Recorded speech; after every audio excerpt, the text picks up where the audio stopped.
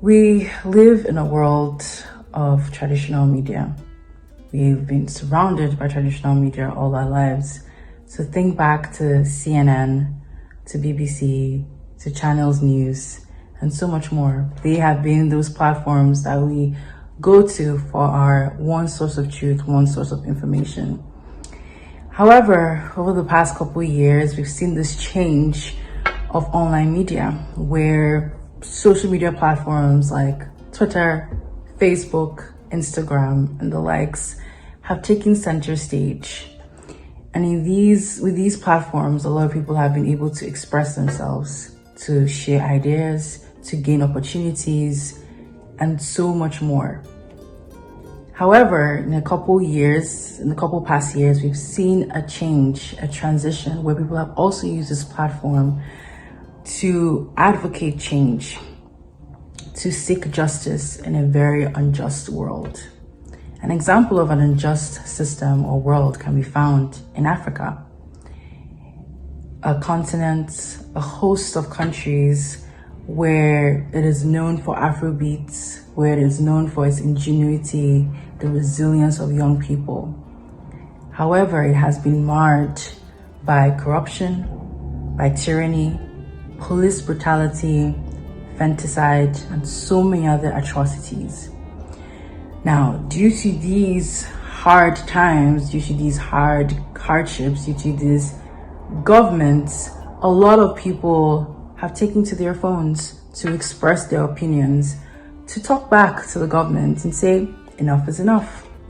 Examples of these conversations: NSARS in Nigeria, shut it down in Namibia, Am I Next in South Africa, End Anglophone Crisis in Cameroon, and so many others. These are more than hashtags. These have now been a symbol of hope, a symbol of an online revolution. And to cap it all, this has been a symbol of social activism. And so the question now is, what is social activism? From the examples that I've given, these hashtags, we can see that a lot of people have realized that if the traditional media wouldn't hear us, well, I'm going to use my phone to make myself heard. As I record this video, today marks the 6-month anniversary of the lives that were taken on the Lekki Tollgate Bridge by the government in Nigeria. These people were part of the NSARS protests. Now, if we didn't have our phones, if we didn't have the social media platforms, the traditional media, the newspapers, the TVs, the news channels that we all used to look up to for our source of truth would not have broadcast this moment. Nobody would have known of this atrocity that took place on October 20th, 2020. Nobody would have known. But we did, because we had our phones, we had these platforms to make it known. And that is what social activism is about: empowering young people, empowering users who would have felt powerless in this situation. And so now the question is, how do we create policies that protect the social activism? What are the pitfalls? And so policies are created to protect free speech. These platforms have guidelines, they have policies that say, well, you can come on this platform, you can express yourself, you can create movements, but you have to ensure that these movements are not contrary to the guidelines, which is it's not hate speech, you're not bullying anyone. These are the policies that have been put in place. And these are the policies that we need to keep creating to foster expression, to foster the ability of people to protest, to come together and make their voices heard. Now, the pitfalls is that as much as these platforms are good to make our voices heard, they are not sovereign bodies, they are not sovereign governments, they're not the United Nations, they are just private companies, meaning that governments can shut it down.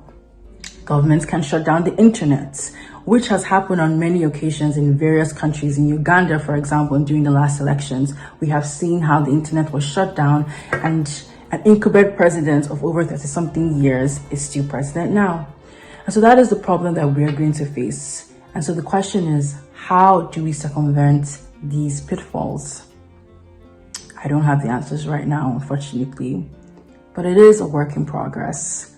But I do know that with the rise of social activism, tech companies are definitely seeing, they're definitely listening. And so policies are being created to ensure that these moments, these protests, this need for justice is being archived, it's being made known, it's being told. The stories of these unsung heroes are being told from now to the end of time because of these platforms. Photographs have been shared, videos are being shared, celebrities, everyone knows about these End SARS protests because of these social media platforms.